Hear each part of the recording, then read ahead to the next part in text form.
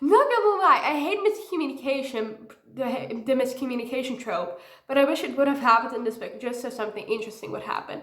Just imagine someone's in a reading slump and that person suddenly, like out of nowhere, gets out of that reading slump and reads 21 books in February. Imagine. Well, you won't have to imagine any longer because I'm here and I did that. How in the...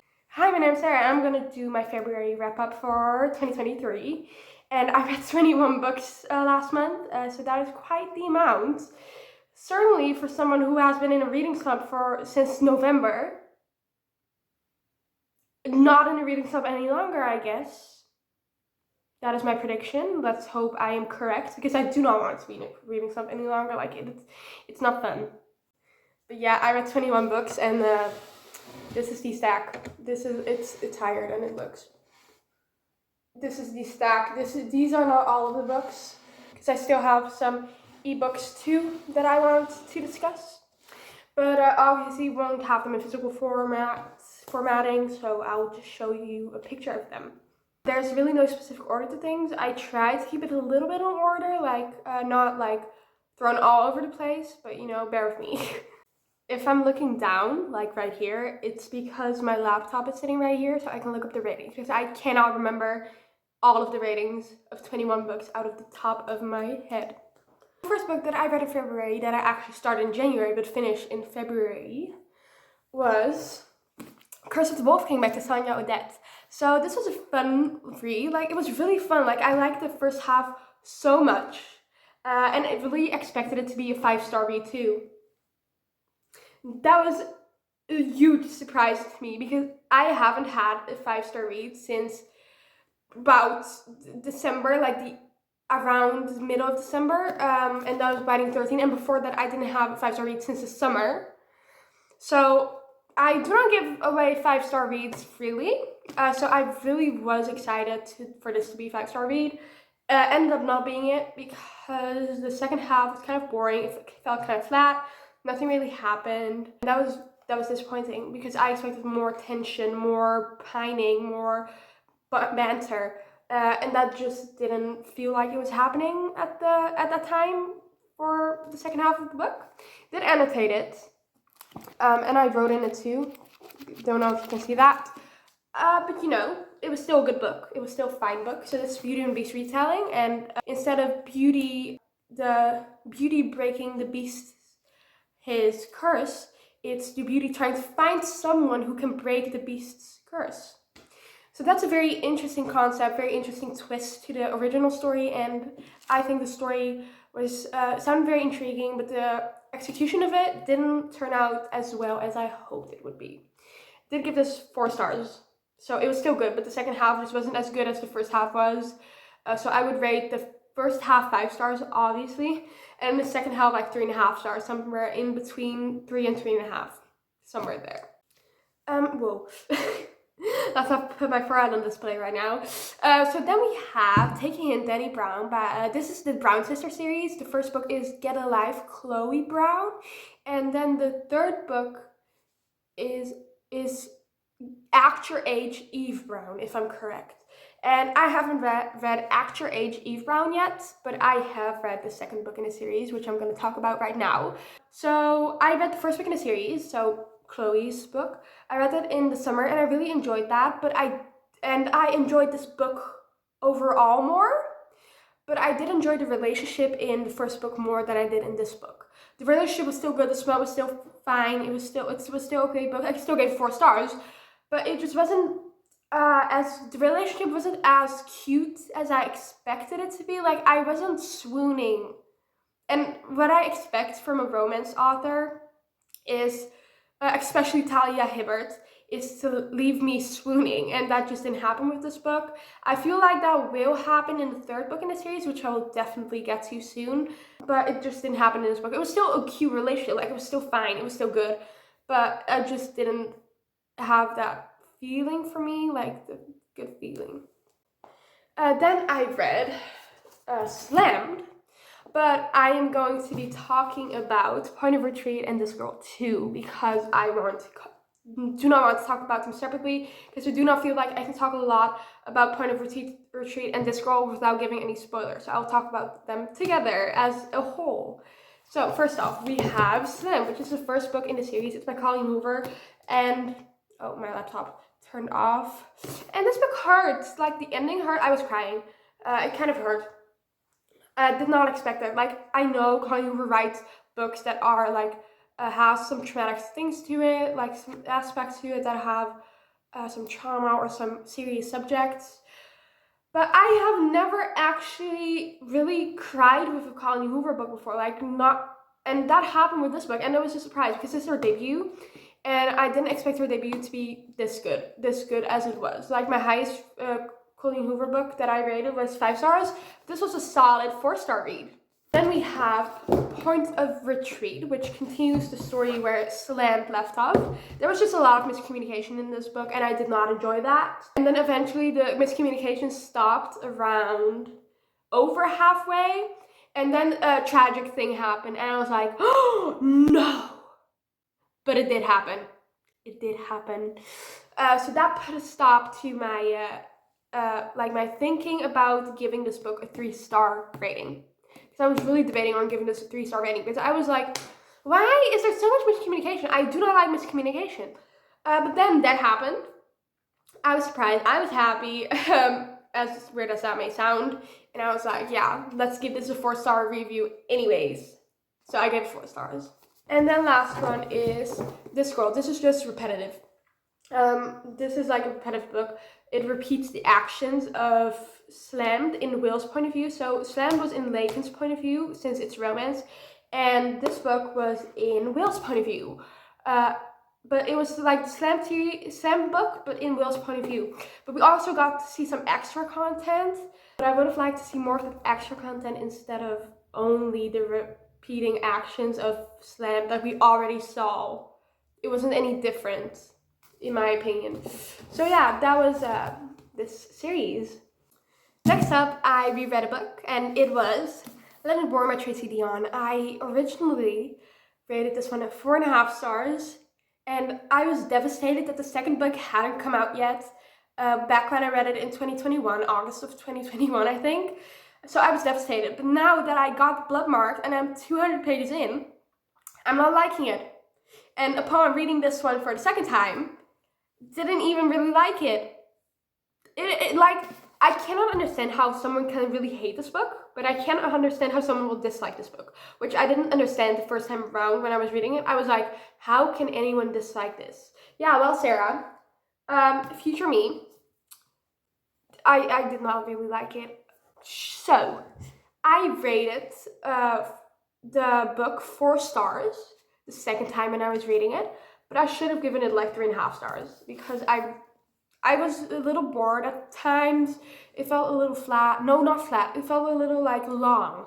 It felt very long to me, and that is not something a book should do. If a book should fly by, the time should fly by, but it just didn't happen when I was reading this.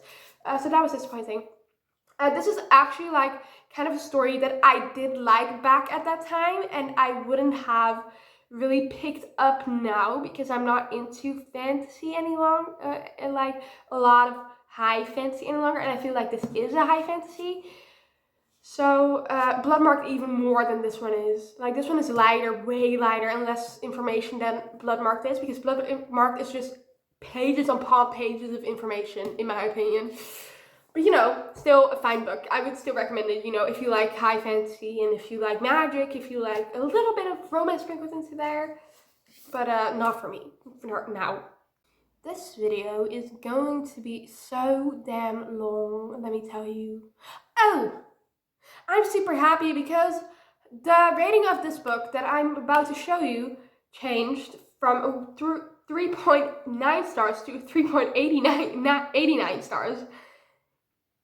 And it should be lower. Honestly, should be lower. It's A Million Kisses in Your Lifetime, Monica Murphy. I'm not shaming anyone who liked this book, but I am shaming anyone who thinks Crew is the perfect book boyfriend.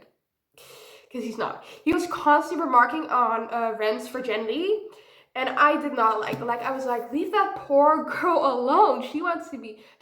Doesn't want to be left alone. but I think you should have left early, like that kind of vibe. So this was nothing really happened. Like it's a prep school is that? And then there's Crew, it's a bad boy and stuff, and then Ren is like the classic good girl type of girl, because she is the only girl in school who has apparently has her virginity still, and she's very proud of that fact. So she convinces other girls to not like give their body to someone that they don't feel they deserve they don't feel deserve their body. Is that how you would say it? But you know, didn't really enjoy it. I gave it 2 stars. 2 stars? Yeah. And I said something funny in my review. I said, not gonna lie, I hate miscommunication, the miscommunication trope, but I wish it would have happened in this book just so something interesting would happen. And I completely agree with my past review, because this was just plain and boring, like nothing really happened. This book, I should have read it on Valentine's Day, because it would be such a perfect Valentine's Day read. But I didn't. It's The Do-Over by the Painter. This is actually set on Valentine's Day. It's a Groundhog's Day story, but with romance mixed into it. And it's a YA, so it's young adult. So I'm actually allowed to read it instead of the books I normally read. Like, I read new adult and adult books. So I never would have thought that I would have liked the Groundhog Day trope or something like that, or like the living the day again trope, because I was very skeptical. Like, I bought this book, didn't know what it was about, and I picked it up and I was like, I read the back of it, I watched some videos, and I was like, oh, so this is what it's about. And I literally avoided the other books with this trope like the plague. So it was a surprise that I really enjoyed this book, and it is not a surprise any longer that I will be picking more books up with this Groundhog Day kind of vibe to it, because I really enjoy that, apparently, which I didn't expect, honestly. But you know, Mother knows best, because she said that I would really like this book, and I actually did. I'm so happy about this one. These Infinite Threads by Terry Maffei. This is a 4.5-star read for me.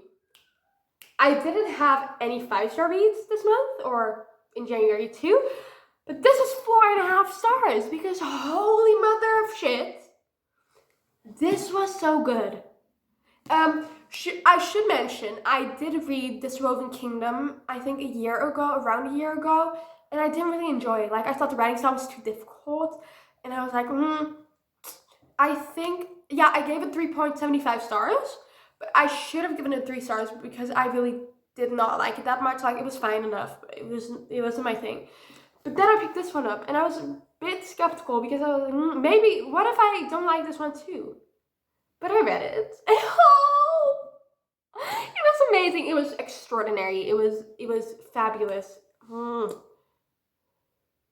I ate it up, and I completely forgot about some character in the first book that appeared a lot.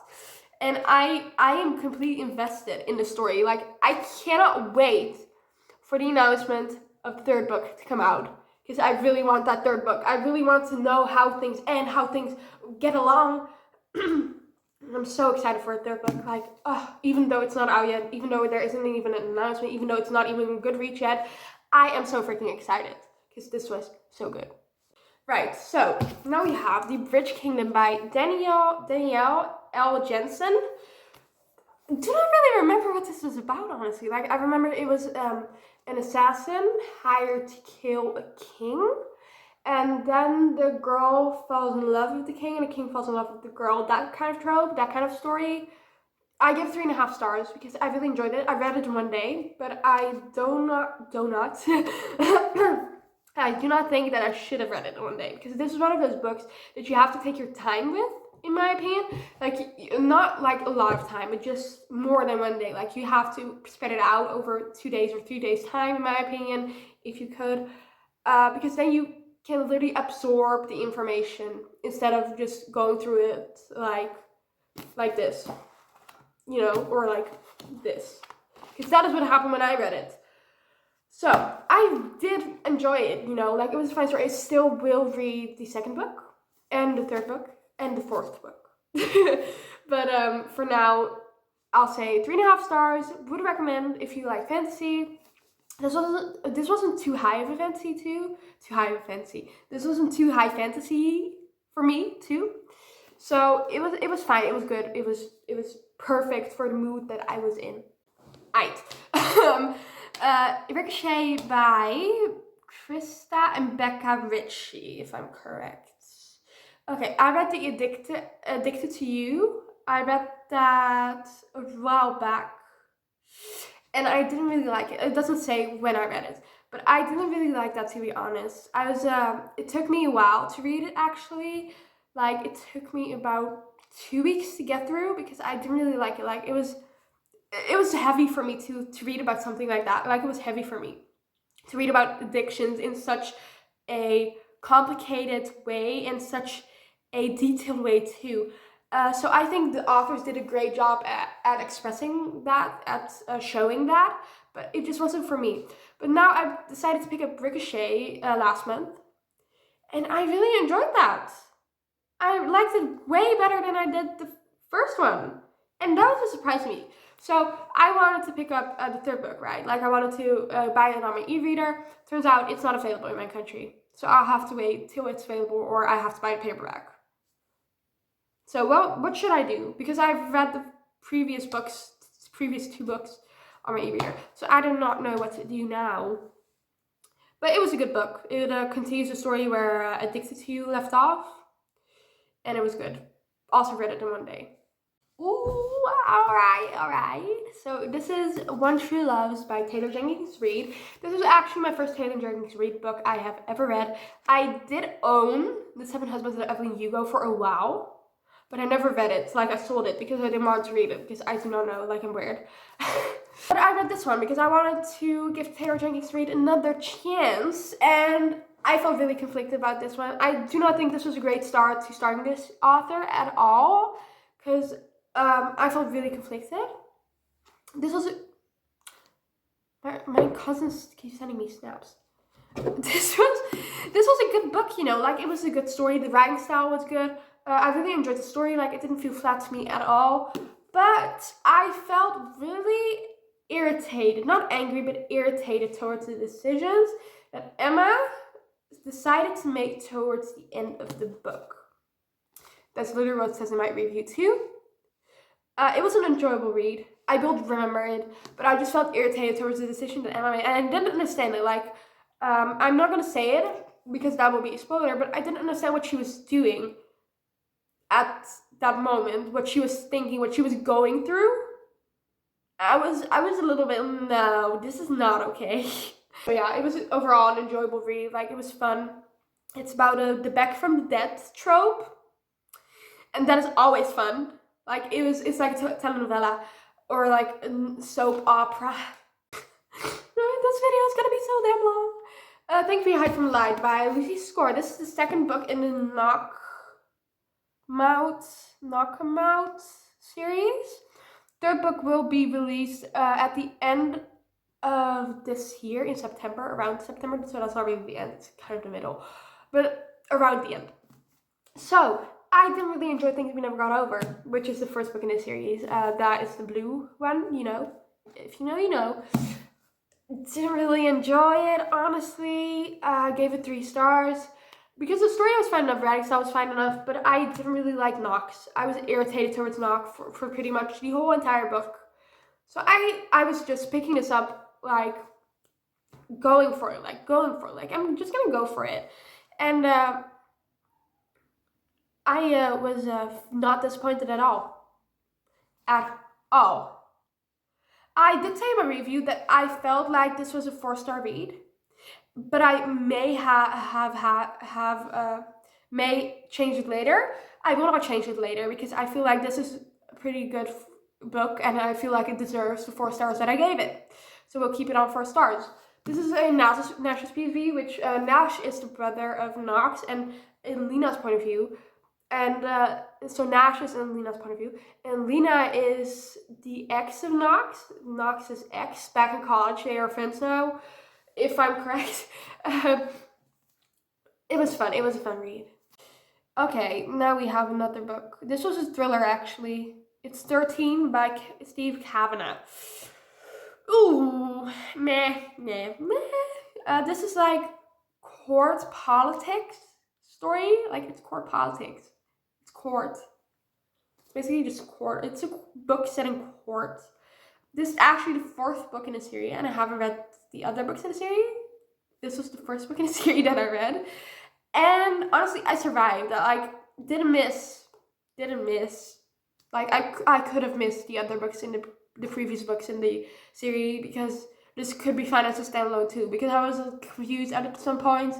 I was just very clear-headed when I read this. Yeah, I didn't really enjoy it. It was boring, in my opinion. That's all I have to say.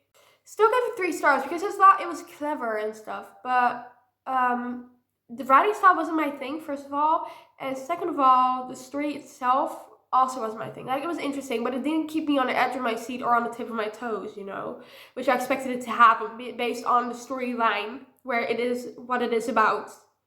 I actually do have a physical copy of this book, 13, and the next book that I'm going to talk about. So it's Final Offer by Lauren Asher. This is the third book in the Dreamland Billionaire series, also the final installment to the series, and I'm very disappointed that it's gonna end. That it has ended already. Like, it has ended, and I need to get through my stupid hollow head. Wow, best book in the series, 100%, 100%. Gave 4.5 stars. This struggles with addiction too, so if you're sensitive to the subject, please do not read this book or really look into it, and if you can handle it, because I do not want any of you to be triggered, you know. Also look up trigger warnings, because all trigger warnings help, I guess. So for any book, look up trigger warnings, because that helps. This is a romance book, but it also deals with some sensitive subjects. So I really like that, because it didn't do that in the previous books, because the previous books were just grumpy sunshine, and this had a lot of depth into it, and I really enjoyed that. This is, I do not even remember the names. Callahan and another character. Do not remember the names. I'm so stupid. I do not remember names. Like, I'm not good at names. I do not pronounce them right, and I do not remember them right. So I'm not gonna even try. But the story was good. This actually was the ebook. Saving Six, Boys of Tarman, book 3 by Chloe Walsh.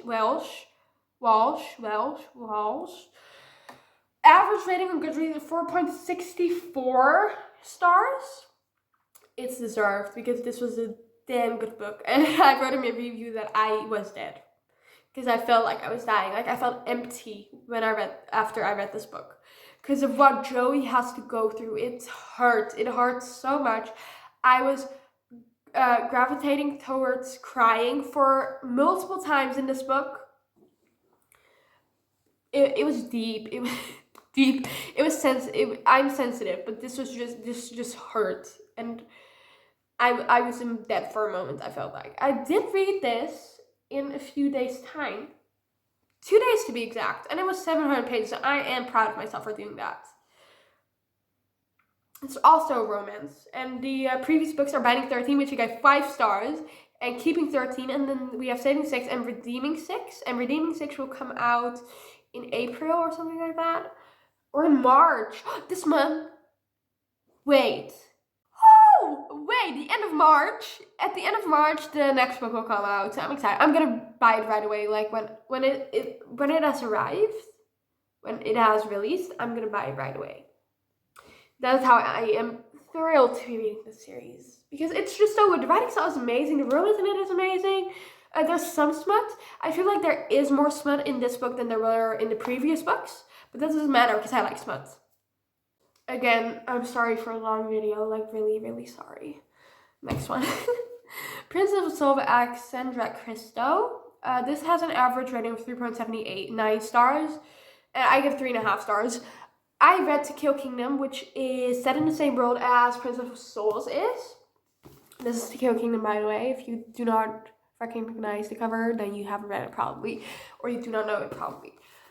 This was a fun, enjoyable read, but I didn't feel like the characters had any like depth in them. Like, I couldn't feel compassionate towards the characters because I didn't feel like they had much depth. So, take Someone Dies. I wouldn't cry in this book, like in this case. That is how I didn't feel compassionate towards characters, and that's disappointing because I want a real connection with characters that will make me sob when something bad happens to them.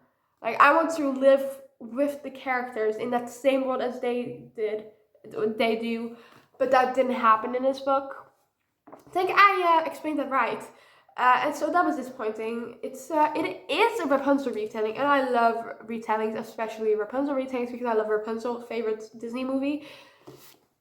It's a fine book. It was enjoyable, quick, enjoyable. It was difficult to feel anything towards them, and I didn't think the two main characters had chemistry. Like, I didn't feel like they had the chemistry, which they should have, because it's a fantasy romance, but it relies more on the romance than on the fantasy. But I didn't feel like this succeeded in the romance or the fantasy aspect. So we're almost done. 4 books left. Bare to You by Sylvia Day. Oh wait, I have that actually. Bare to You, Sylvia Day. This is like, just gonna say a cheap knockoff of 50 Shades of Grey. It was better than 50 Shades of Grey though. It was enjoyable, but nothing really happened too. More happened in 50 Shades of Grey than happened in this book. I'm just gonna say it out loud. It's about 2 characters, and they have a romance. I was about to say romance ship. I wanted to say relationship and romance too, both at the same time. Okay, so they both have trauma, they both have demons of their own, and they're both trying to figure out how to live with those demons. But I think Gideon, the guy main character, doesn't really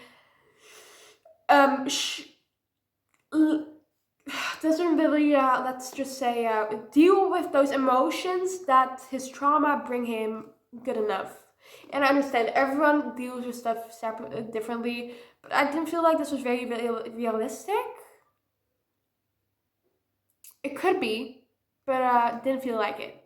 So gave this one 3 stars. Oh, and Gideon was extremely possessive, and I will never like possessive men. So the story was fine enough, but Gideon was low. I read 2 ebooks, like 2 days after another. 2 ebooks in 2 days. So I read Flawless, the Chestnut Spring series, book 1, and I gave it 4 stars. And I said in my review that I would read the second book, which I actually did, which is Heartless by Elsie Silver, again, because it's the same series. And I did like Heartless better than I did Flawless. So that's good, I guess. I am going to be talking to you about Flawless first. What I remember, it's like a cowboy kind of vibe. It has cowboy, city girl, like small town, city girl together. It's amazing. I like that trope a lot. And the same happened in Heartless. That was also a small town guy and city girl guy, and they also had a romance. And the second book also was single dad trope, and we all enjoyed that. I think we all enjoyed that. And Heartless was definitely better than Flawless, but I did enjoy both of them in their own ways. Like, I did enjoy things in their own ways, because they're just 2 different books with 2 different stories, 2 different characters. So 4 different characters, I mean. So I can't really judge it, but you know, it was good. It was fine. It was fun. Last one, it's Regretting You by Colleen Hoover. Miss Colleen Hoover. I gave this one 3 stars, and I may still change it to a 2.75 stars, because Clara, babes, shut the fuck up, go away, I do not like you. So it's a single mother trope, and Clara is the daughter of the single mother, and Morgan is the single mother. But I do not think Clara treated her mom right, like at all. And Morgan didn't do anything about it, so that means that Clara couldn't be put on a leash. Like, Clara was unhinged. She needs to be put on a damn leash, and she didn't treat these the love interest right. Her love interest, she didn't treat him right. That was also disappointing, because Miller is such a sweet guy, and I feel like someone needs to control Clara. Yeah. Like, someone needs to teach Clara how to be a little bit more respectful towards your mom, and a little bit more respectful towards your boyfriend. Thank you for my giving you my speech. Alright, so those were all books that I wanted to speak to you about. Ebooks plus physical books plus books that I do not have with me right now. I hope you enjoyed. Hope you're gonna watch more of me. Hope you're gonna enjoy watching more of me. I will do a March wrap up when I finish the month of March. And yeah, I will see you in my other videos. So bye bye.